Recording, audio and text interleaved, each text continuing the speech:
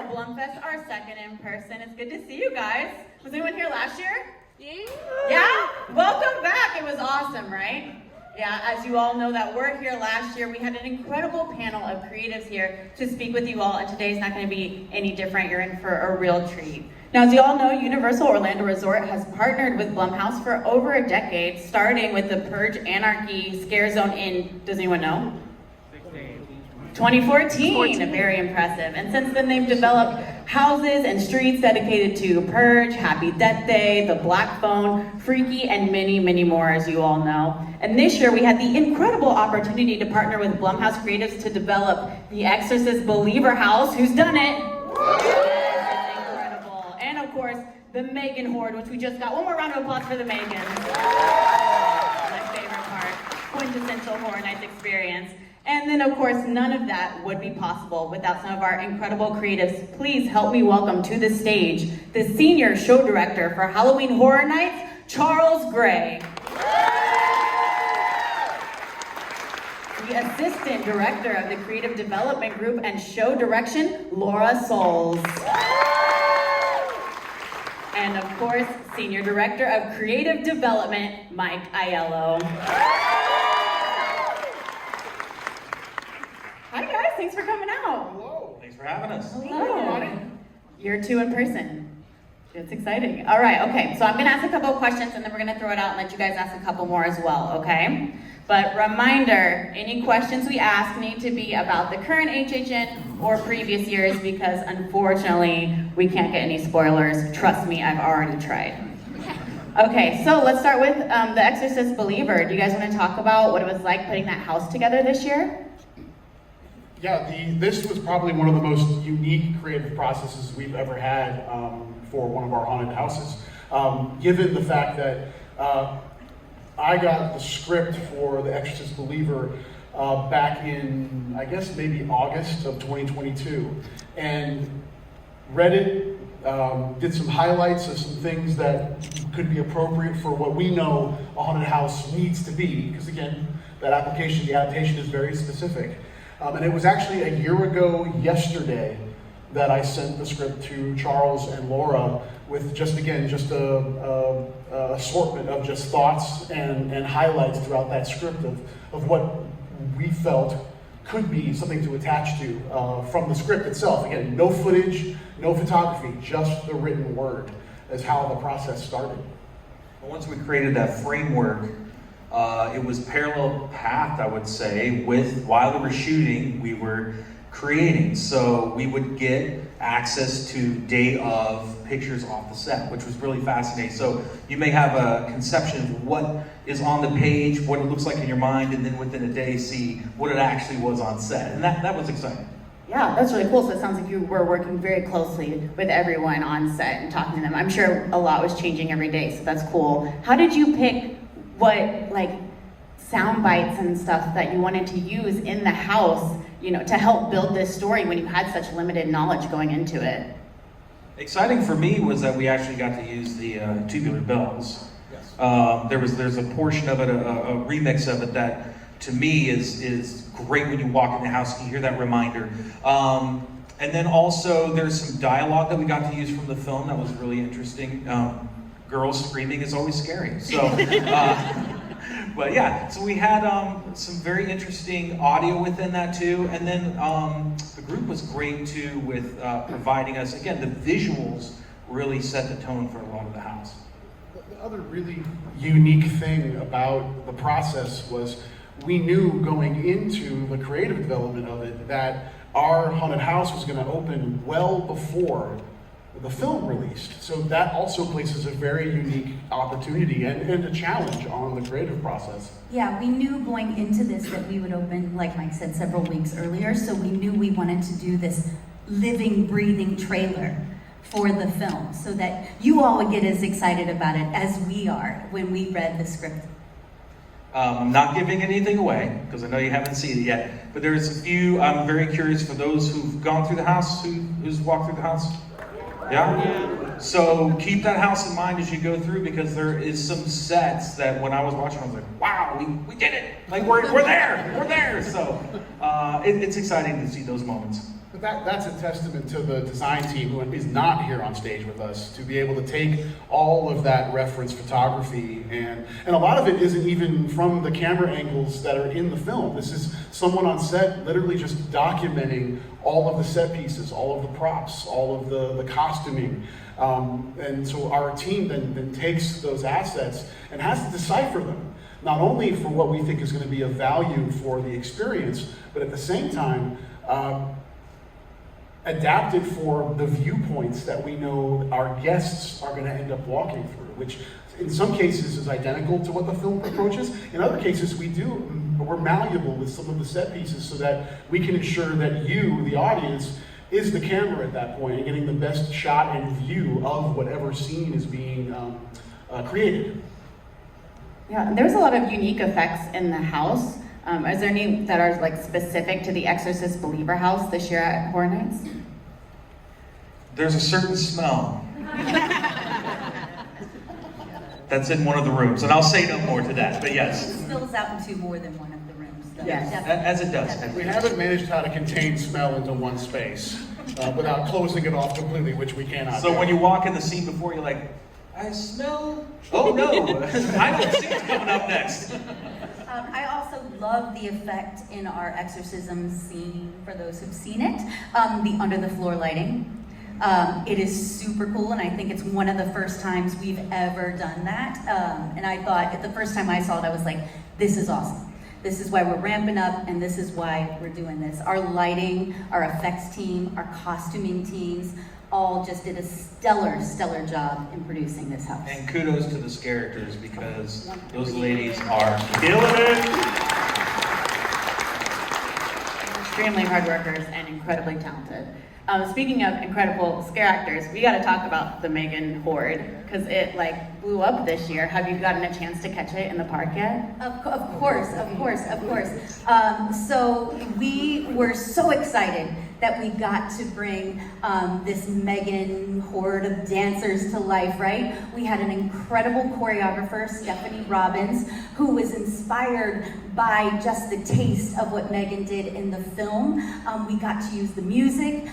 It came together so brilliantly, and we know we don't tell you what time they're coming out. We know that's a thing, but we do that purposefully so we don't block up our streets and cause a pinch point in our flow of traffic. But we know you all know where they're at, because we see you sitting in their locations for hours on end waiting on them. But no, we are extremely happy as how much you all love it, because we love it ourselves, and the girls are just incredible.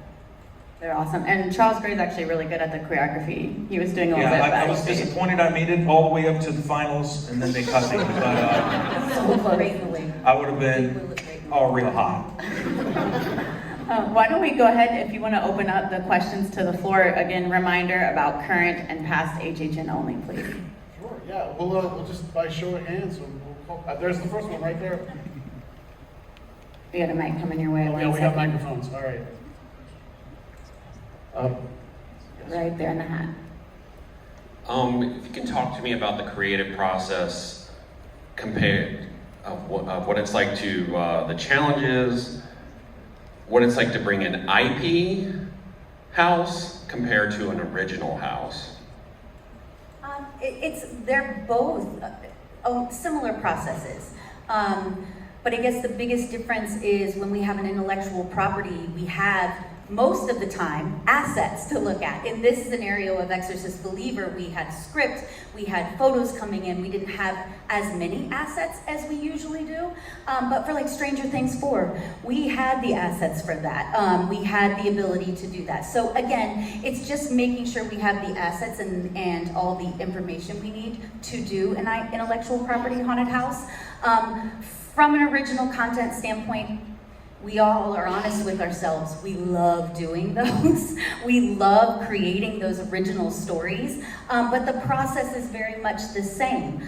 We make sure we have the team of creators in the room, and we're all kind of spitballing ideas. We also like to say that typically, none of us know who created the idea for our original content, because we're all creating it together. we say that all the time, but really the processes are the same. It's just making sure we have those assets for the intellectual property. No, you hit it. Next question? In the back right there? Hi, I was wondering, what's your favorite house that you've worked on, and why would that be? Whether it's like some sort of narrative aspect or some sort of effect, like what's your favorite and why? It's different every year, but I usually have like a favorite house and then a surprise house, a house that surprised me. Last year, Black Phone completely surprised me because I wasn't sure if the audience was going to respond to, you know, just that singular killer, and it was awesome. Like when I went through there, it was a rare moment where I was very creeped out because I've seen a lot. But that house last year really creeped me out, the Black Phone section. It's really hard for me to select favorites. It really, really is. And I've said that over and over and over, and most of you have heard me say that over and over and over. But this year there's so many of my favorites. And maybe this year might be on the list of my favorites for future years. I don't know. The Darkest Deal has a really cool story. Yeah, go ahead, Charles Gray. Music guy, you know, created that story. So there are a lot of our original contents that we love, but there's a lot of, Charles, Black Phone freaked me out last year. It was so cool. And then I had the awesome opportunity to work on all the Purge scare zones back in the day, and they were incredible to work on because we did new things in those scare zones that we hadn't done before. So yeah, it's really hard to pick a favorite. Mine's John Carpenter's Halloween. Not necessarily that version of Blumhouse, but Blumhouse by way of the 3 films that happened much later, a part of that story. So Halloween. That's my favorite horror film of all time, and creating that house the first year we did it was like walking through a dream. Yeah. My favorite was HR Blood and Guts. Right here in the front. I know you said you don't have favorites, but who's your favorite icon, either just as a character or to work on, like in the past, like Jack or Chance or whoever? Go ahead. So I have a history with Jack because I did the very first show. I choreographed the very first show that we saw Jack in, not Jack that you all know. He was a little bit of a dancer and a capoeira. It was Buck Jack. That was in 2001 before we knew how popular Jack would become. So I have a little bit of a history with him, as well as history with maybe the actor that performs Jack. He and I were in stage shows together. So Jack holds a good place in my heart. And then I will say, creating Dr. Oddfellow was absolutely an honor to do. Like, from the time all of us were sitting talking about, we've never seen this character, we can develop this character, we can make this character his own and have an iconic status, we didn't go into this creating an icon. We went into creating Dr. Oddfellow that could potentially have icon status. And Dr. Oddfellow has done the rest himself. I think he's an icon. He is. Yeah. Oh, he is. Yeah. He's an icon. He's an icon. Gavel hit. He's an icon. Official. Today. Well, next question we could do right here in the front. My question is, if you had a chance to do a house that you've done previously and redo it again, what would that be? Like, whether it be you didn't like it last time, not necessarily, but maybe you have a different idea this time around or something. What's a house that you would do again? So we did the prequel of the thing several years ago. We've never done the original. You're stealing my mic. Sorry. Quick story. First time I ever saw the thing was at Charles Gray's house. Years ago, we used to work at Game Lab together over at Nickelodeon. That was the first time I ever saw the thing at his house. And it was like, this is the greatest thing ever! Original-wise, one of the first houses I worked with was Dollhouse of the Damned, and I just loved it, and I feel like there's so much more story there, so maybe someday in the future, somewhere, but that's a cool house. Right here.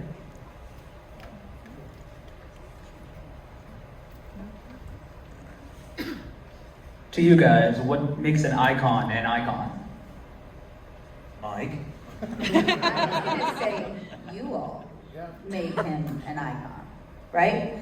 The fact that the guests are loving him, the fact that the guests are responding to him, you all definitely make a character have iconic status. But also, it's when our merch partners are like, yeah, we're gonna put him on shirts.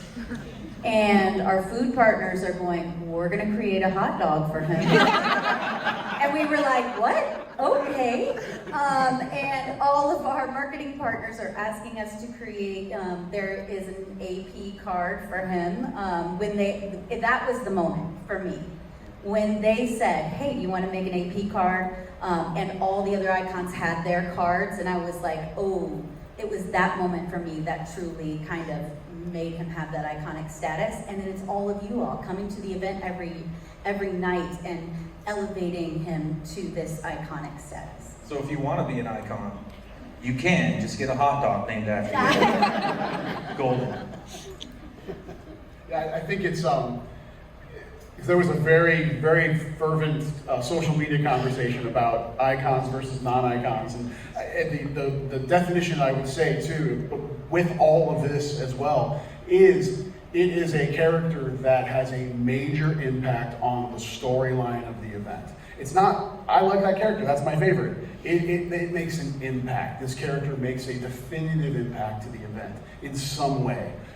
That becomes an iconic status. Again, Oddfellow. I would say Boris is an icon because that is a major impact in the event. Pumpkin Lord is an icon. He was your front door. You know, you started as a character in the house, and then again, to Laura's point, you all elevated that character to make us go, we gotta make him the guy that says, hey everybody, come on in, you know? I should have put that That was line the in original there. script. That was the original script. Way in the back there. Sorry. Do you still get scared in your own houses that you've worked on? And if so, which house is your scariest you've made? Yeti scared the crap out of me. The first year we did Yeti, there was one moment, and it was the same moment every single time, and I knew the Yeti was there every time, and still got me. I was going through with my son one time, and it was like great fodder for him for a couple of months afterwards, the fact that I got scared by this Yeti character. He just lost his mind. I think it's when you're kind of just doing your job, right? You're thinking not about the experience, you're just walking through, making sure everything's working, making sure the performers are doing well, and you're in that mindset, and all of a sudden you get hit, you know, by, not literally hit, but never mind, lots of jokes. But yeah, they just pop out, and you completely forgot where you are, and then you know, fall to the ground and start crying. I also, just a couple days ago, Wednesday, went through the Monster House, and yes, snaps for the Monster House. And those phantoms and hides in there are doing so good that I jumped at every single family. And my reaction, because I don't want them to see, is I clap for them. But now all the characters know that that's my scare, like, mechanism. When I get scared, I just go, to try to not act scared. But I am still a big scared cat. Over here. I think on the white t-shirt, I think. How do you guys really decide which IPs go to Hollywood and Orlando? 'Cause I know sometimes we get like 5 of them. Like last year they got Killer Clowns, or this year Evil Dead. However, Orlando didn't. How do you guys decide which properties go to them and which properties go to us? So that's early in the process, very early in the process. We are very collaborative with the Hollywood team, John Murdy and his amazing creative team. So early in the process, we're very much aligned. So we in Orlando really like to, whenever possible, stick to a 5 and 5. whenever possible. So that would be a reason why we didn't do Evil Dead here this year, is because we really felt we wanted to do these 5 original houses. And Orlando is different than Hollywood in that structure. We very much want to lean into the original content just as much as we are the intellectual properties. So to keep that kind of 50-50 balance when possible. There have been years we've done 6 and 4. Like, we have done that because there was a very good reason why, whether it was we really believed in that brand and really wanted to bring that to the table, as well as the other 5 IPs. But really, again, 5 and 5, we try and stick with as much as possible. So that is the real reason. Yeah. Go. Who is it? Right up there? Her hands up. There you are. We see you. Pointing to her. You are seen.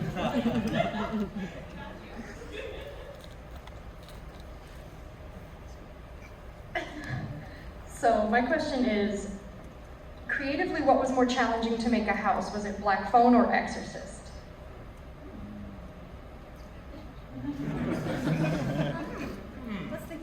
I mean, they're completely different. Like that we were just saying, like taking the written word and photography versus watching the film. But I will say, like, interestingly enough, when you watch a film, you are seeing what the camera wants you to see. Like Mike was talking about, we're getting photography from the day. So we actually had access to a lot of kind of those Easter egg decor pieces, props, tiny things that really the people on the set noticed, but maybe in editing or something it didn't quite, or it's like in a small part of the frame or something. So we had a lot of access to some really cool decor that we jumped right at. We're like, yeah, let's put that in the house. So there's a lot of detail in the house that matches the film. Up front, right here.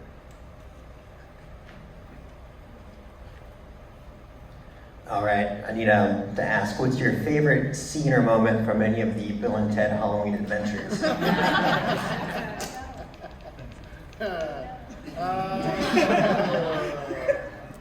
don't know if I can answer that. There's a lot. Yeah, several of me actually being in the show. Oh, you know what? I'll say it was Puppet dying. I think that was probably my favorite moment of the recent years. But I can't talk too much about it because it's with brands that we don't have, which is. Oh, this is a tangled mess. No, that one. That's the one. That's the one. I enjoy biting the head off the dove. And then his wife at the time was in the show. Yes. And so the bit was, I bit the head off, as I played Ozzy, I bit the head off the dove and then was like supposed to chew it up. But I was like, I can't chew the marshmallow up, it's just not good for me. So I would spit it on the stage and then she had to come clean it up. So the final show I put like a massive amount of blood in my mouth. I was like, and she was looking at me like, I hate you. Wiping it up. I think my favorite part was teaching these two how to dance. We're movers. You're great movers. You're that I almost became a Megan this year. I mean, yes. Strong mover. And I think we have time for one more question. Okay, all right. I saw you first.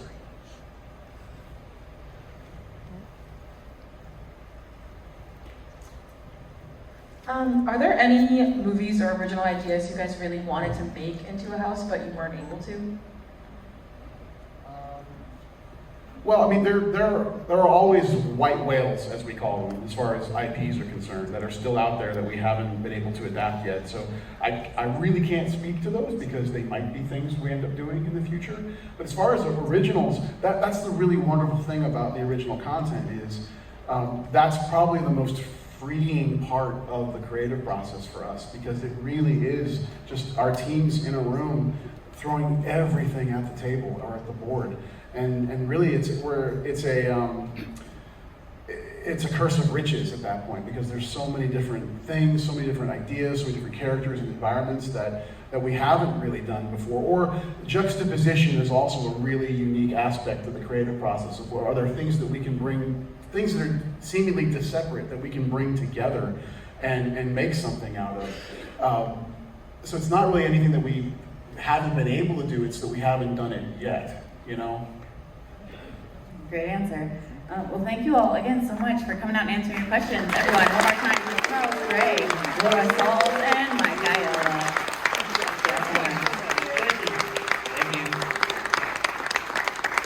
Thank you, guys. And so, as you all, I'm sure, are very excited to see The Exorcist Believer after this, we are going to take a quick second to watch some behind-the-scenes footage from the movie. Yes, a very special guest, the director of photography of Exorcist Believer, Michael Simons. Hello, welcome back. How are you? Check, check. You gotta project. Check. That's okay, here. She said it should be on. Let me try and flip it for you. Check. Nope, it's muted.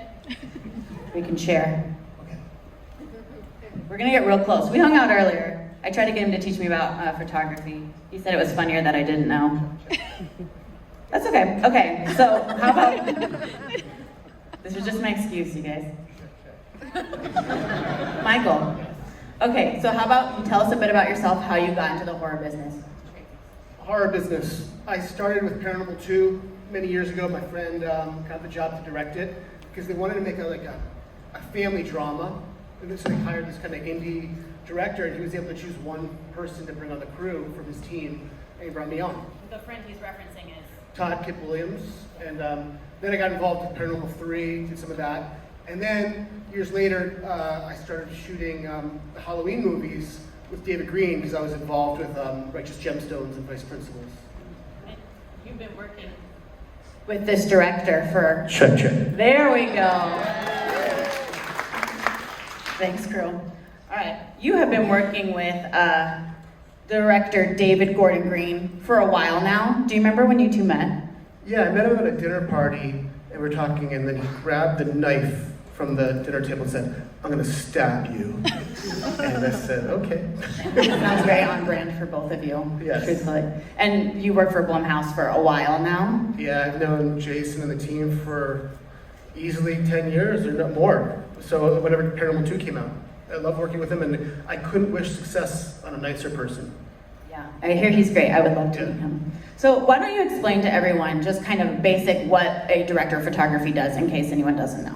So there's a director, and the director works with the actors and the lines, the dialogue and such.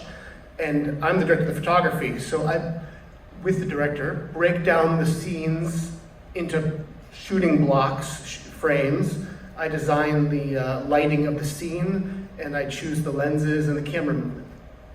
Yeah, and just to give you a blurb of everything that he's been doing is Halloween, Halloween Kills, Halloween Ends, Paranormal Activity 2, a couple small films, you might have heard of them. Kind of a big deal. So I saw in an interview you were talking about how zoom lenses lend themselves really well to horror films because of like the voyeurism aspect that they provide.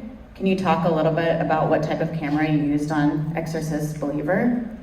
The zoom lens conversation, and that's more of a Halloween thing, because Halloween is inherently a voyeuristic movie. You have a scene, and then you have a bad guy watching the scene. So you're always filming it from multiple perspectives.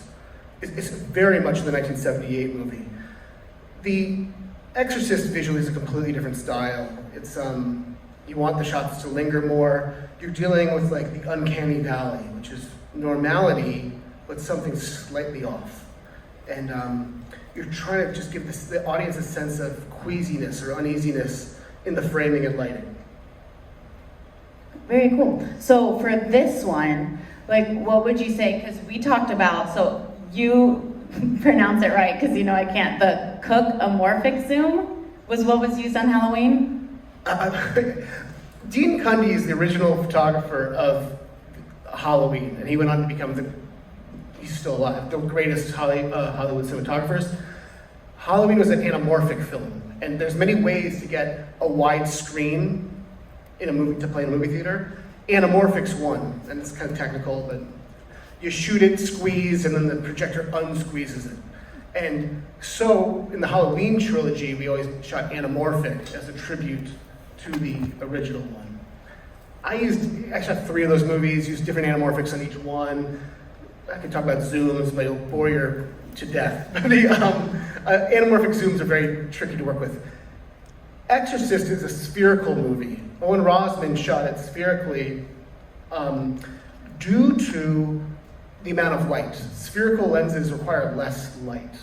And I chose to keep with that tradition, and I used specific glass, aka lenses, from the early 80s to try to, be a tribute to the first film. Yeah. We talked about like iconic cinematic shots, like the shower scene in Psycho or the water in Jurassic. Without any spoilers, because they haven't seen it yet, and not just this film, but maybe any of your work, do you feel like you have a scene that when people are going to bring up your name, they're going to think of? Well, I mean, like, iconic shots, it's like with Halloween, I could say what it is because it's been out for so long. Like when Michael Myers is at the insane asylum and the guy brings it the mask and says, like, that's iconic, and that's a whole fun story in itself. This movie, there's a sequence with Ellen where she confronts that demon, and we saw in the trailer, she says, "I know who you are." That I think we did a pretty good job on. I think it'll be t-shirts and memes and stuff like that. And, They're all like, yes, we've already bought some. I hope so. I think it's pretty cool. Yeah. That's awesome. So we're gonna go ahead and do the same thing where we'll let you ask a couple of questions. If anyone in the audience has anything that they would like to ask Michael, feel free to state your name at the top as well if you like. You got one in the back there. Oh, right here in the front too. Hi, my name is Scott Bailey, and I'm just curious about what you find is the hardest part of your job. Like for me, I'm an experimental animator working with 3D. Lighting is very challenging, but it's very interesting as I set the stage in the virtual world. I start looking around in the real world and I see similarities, and I'm like, okay, well, that was hard for me. What do you find is hard for you? Well, I've been blessed to have this job for over 20 years. The lighting comes second nature to me. I know where it goes. It's very kind of mathematical or emotional at the same time.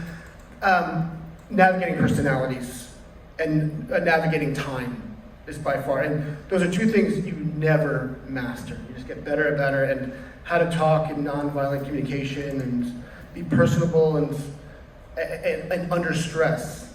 That's what we can all improve upon. And you said you're not a perfectionist, right? I feel like that would really help itself in your line of work, but not hyper obsessing over it. I'm not a perfectionist. There is the plan, there's the divergence of the plan, there's the 3-hour version of a scene, there's a 45-minute version, and I have them all planned in my head at all times. But there's a lot of legality things. Like in Exorcist, we couldn't have any smoke due to like Atlanta child labor laws. So to create kind of horror and the mood was a challenge without having diffused light around. That's how we diffuse light. Yeah. Smoke. No smoke due to child labor laws? Yeah, I mean, the kids are Sorry, young. Megans. All right, does anyone else have a question? I have some in the back here. Hi, yes, my name is Brian, and one of the things I find fascinating about your work is when you work with David or say Danny McBride, you all are flipping genres, or whether it's the Righteous Gemstones or Vice Principals, and then the Halloween films. How does that, I mean, I guess every project is a different project, but I find it fascinating that you go from so many different genres. And when you're working on the comedies, does it take several takes? Do you ruin a lot of things because some of the stuff Danny McBride is doing is so funny? Okay. I mean, you should see the rest of my work. I mean, I was just doing a Gucci commercial last week. I mean, it's all across the board. I've done documentaries, I've done Verite. Counting Crows music videos? Yeah, I've done a lot of stuff. Have I screwed up takes in comedy? All the time. And the camera shakes, and often I have to wear a bandana around my face because I'm laughing so hard. But you bring up something which is like, I find horror to be the trickiest of all the genres, because when you're filming it, you're not scared. You know, in a comedy you're laughing, in a drama you're kind of emoting or something and feeling. But in horror you're always like, do you think that's scary? Like, what do you think? Like, is this too fast or is this too slow? And then, the Michael Myers or the girls in the chairs, like, they're all one light or one flag away from looking horrible, like dumb. You know, like, you're just like, it's too much information. No, it looks dumb. No, now I can't see anything. It's too vague. So it really comes down to like minute detail and lighting that makes it resonate with the audience. The science of horror, really, making sure. Science of horror, the science of pacing, what makes us scared. Yeah. Very cool. Next question. We have one down here, Cheryl.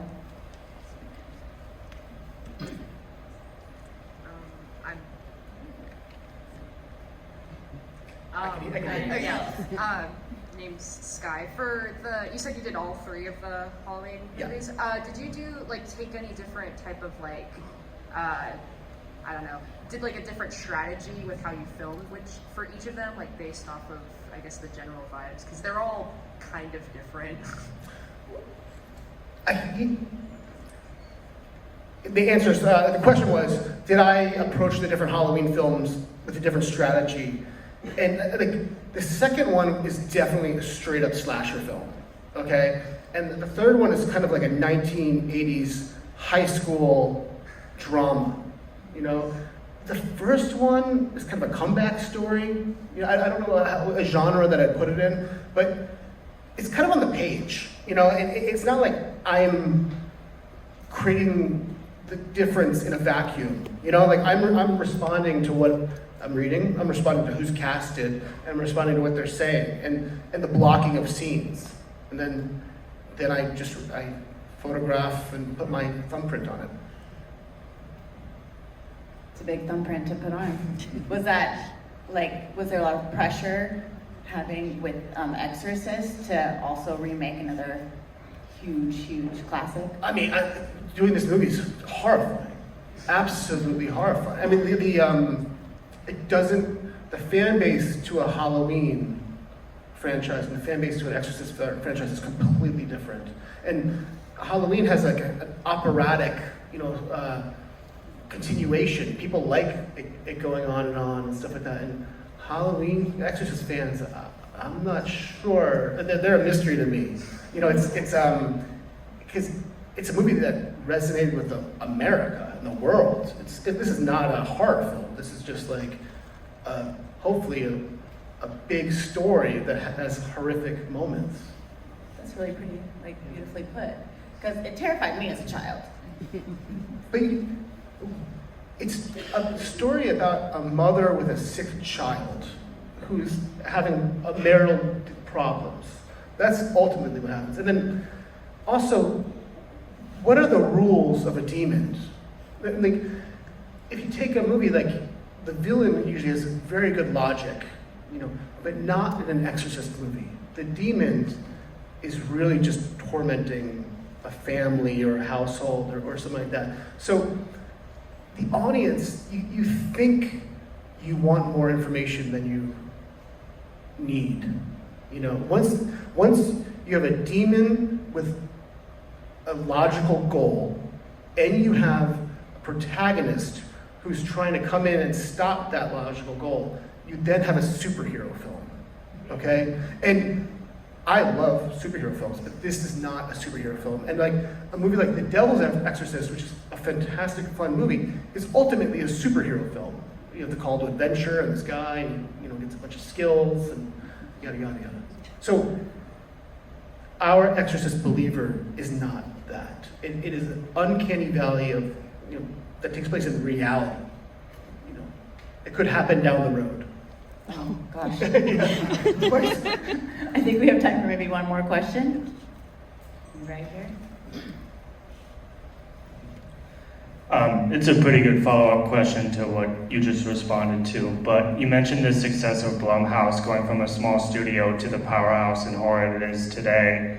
And now that you've worked on Halloween and The Exorcist, 2 films you probably watched as a kid, how do you feel, how do you reflect working on those 2 powerhouse of a franchise? Do you hit yourself in the morning can't believe I'm doing this? This is scary stuff. I mean, career scary. you get I come from film school, and I like all movies, and I just recently saw Guardians of the Galaxy 3, and I thought it was the best thing I've ever seen. And I like small films. Getting involved with horror is scary because there's a rabid fan base, and there's a lot of crap. Especially in the years of my childhood coming up. There's a lot of subpar sequels, and I'm sure there's some people that feel multiple different ways about the Exorcist trilogy, and will feel different ways about tonight's movie. But we have left our blood on the floor on every one of these films. I mean, you have no idea how much work we put into these things and dedication. And I did all 3 of the Halloweens because I didn't think anybody else would care as much as I did going into those 2 and 3. And same with the Exorcist. Like, you can't phone this stuff in. You have got to really care about it. Yeah. Well, thank you so much for your time. Do you have like a handle or anything you want to promote so people can follow your work? I think the internet is a fad. Everyone, big round of applause for Mike.